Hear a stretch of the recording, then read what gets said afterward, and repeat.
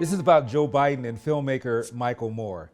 Joe Biden, of course, wants to be the most progressive president ever on the issue of climate change, wants to convert our fossil fuel-based economy to one of renewables, wind and solar.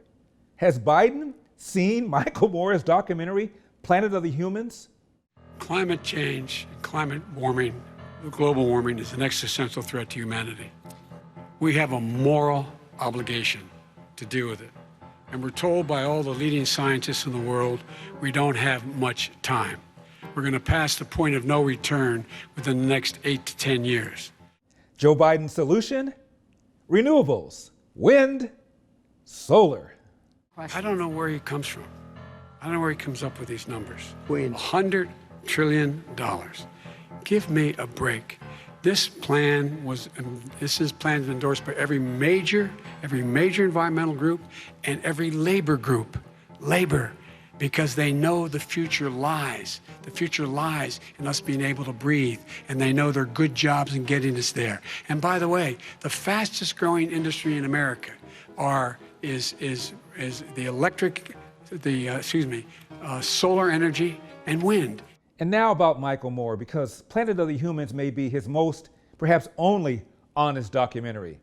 Roger and Me, his first one, very good, very funny. The premise was that Roger Smith, the CEO of General Motors, didn't give a rip about all the pain he was inflicting by closing all those factories. So the premise was that Michael Moore tried to have an interview with Roger Smith, and Roger Smith was avoiding him.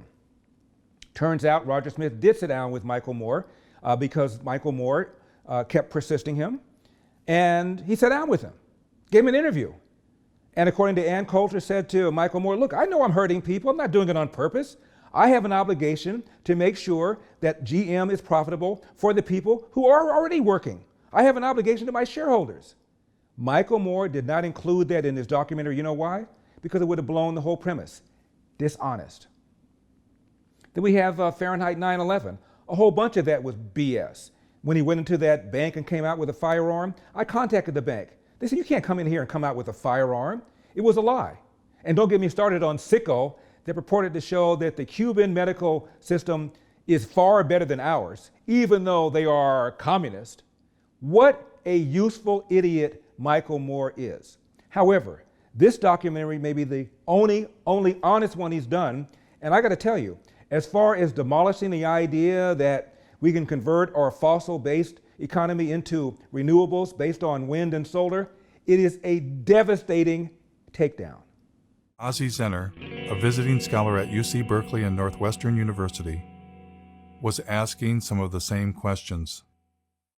I mean, I thought that solar and wind were probably very good solutions. I mean, it wasn't really even that long ago. One of the most dangerous things right now is the illusion that alternative technologies like wind and solar are somehow different from fossil fuels. Well, I hear a lot of the times that solar cells are made out of sand. Have you ever thought about solar panels? The main ingredient that makes them work is silicon or sand. This is the raw material chips are made of, sand. They don't use sand at all. So they use, I'll show you what they... So this is one of the ingredients. It's actually mined quartz.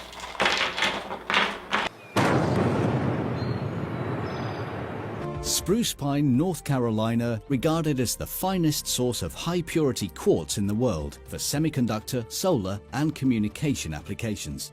But you can't use sand.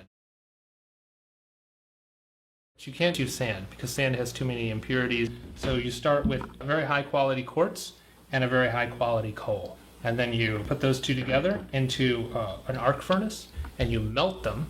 The quartz is then melted with coal in a large furnace at temperatures of up to 1,800 degrees.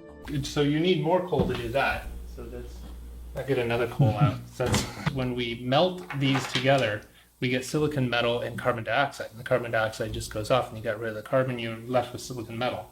This is not clean coal. Not clean coal.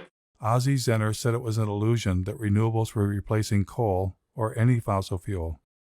Environmental groups continued telling a different story. Have Biden and the Democrats seen this documentary? I mean, Michael Moore used to be their guy.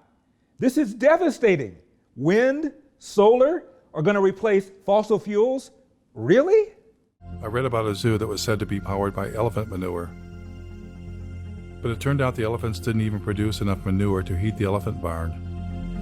That we don't even really make enough, and what we have elephant-wise, to even do that. We would need a lot more. More elephants. Yep, more elephants, more manure. Ethanol plants also seem to have a secret ingredient. This is the most productive farmland in the world, and we're not that far west of the biggest coal mines in the world as well. So bring the two together and get an ethanol plant. Great. So ethanol was reliant on two things: a giant fossil fuel-based industrial agricultural system to produce corn, and even more fossil fuels in the form of coal. All of this in the attempt to replace fossil fuels? It was enough to make my head explode. I was getting the uneasy feeling that green energy was not going to save us. And I wasn't the only one.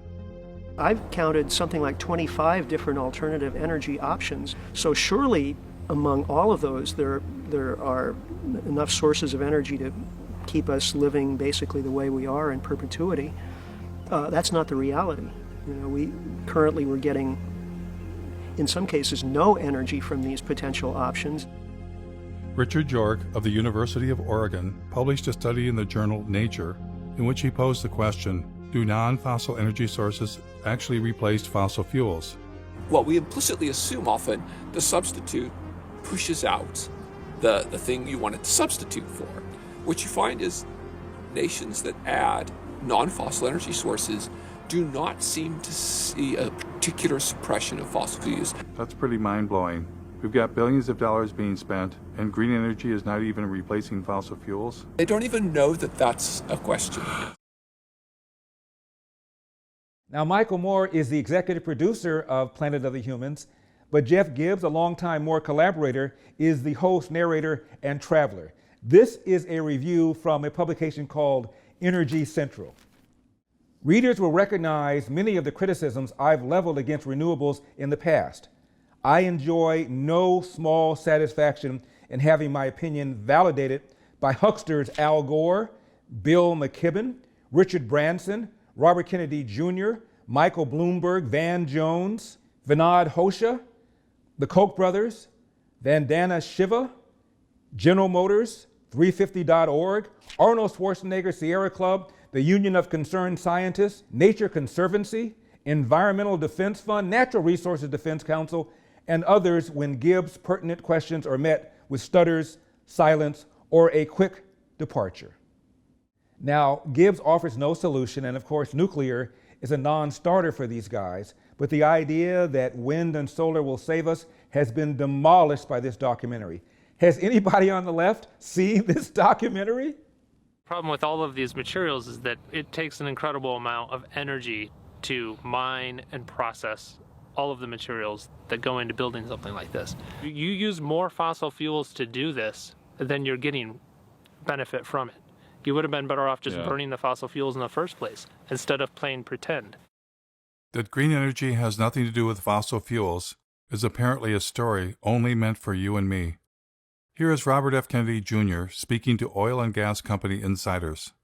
It's a combination solar gas plant. It's a turbine that we just take from a gas plant, suspended from a big scaffolding, a tower, and surrounded by giant mirrors in the desert. The plants that we're building, the wind plants and the solar plants, are gas plants. What kind of game is being played here? I mean... Well, we're basically just being fed a lie.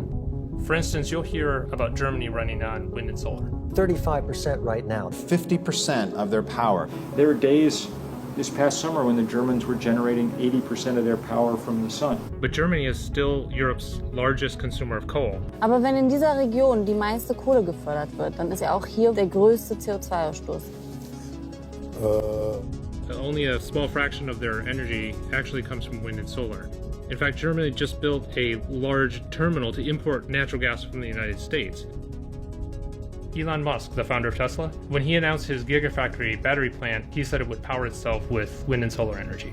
Through a combination of geothermal, wind, and solar, it will produce all the energy that it needs. But in fact, it has lines connecting it to the same electrical grid that we're all connected to.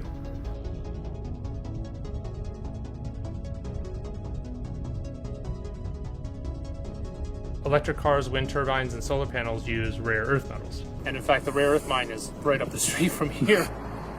In mining these deep deposits, about 90% of what they pull up out of the ground contains uranium, thorium, and low level of other radionuclides. Radioactive waste that has to be disposed of somehow. They kind of turn it into a paste and spread it over the desert floor. Well, that's good for the desert, right? Yeah, the desert loves that. Tesla's electric cars are built with aluminum, which uses 8 times more energy to manufacture than steel. They use lithium, which also rely on toxic mining, and even more graphite, which is one of the rarest forms of carbon. In fact, the investors wanted to open several new graphite mines after Tesla announced the Gigafactory. Apple claims to be 100% renewable. We never stop thinking about what's best for the planet. We now run Apple on 100% renewable energy. All of our facilities worldwide. And they did chop down a forest to put up solar panels near their North Carolina plant. But they didn't disconnect from the grid, and they can't. Duke says energy-hungry companies like Apple can never go entirely off the grid. They're still hooked up to our grid. Despite all of the claims, I haven't found a single entity anywhere in the world that's running on 100% solar and wind alone. You cannot be serious! Again, as far as the issue of climate change is concerned, the documentary is pretty depressing.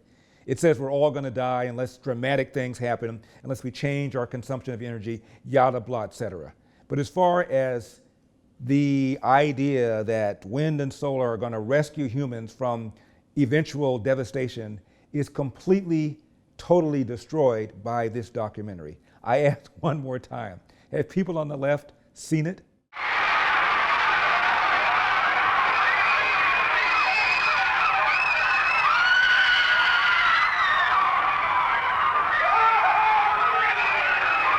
Now, Michael Moore, I don't have a whole lot of respect for his other documentaries, but on this one, sir, spot on.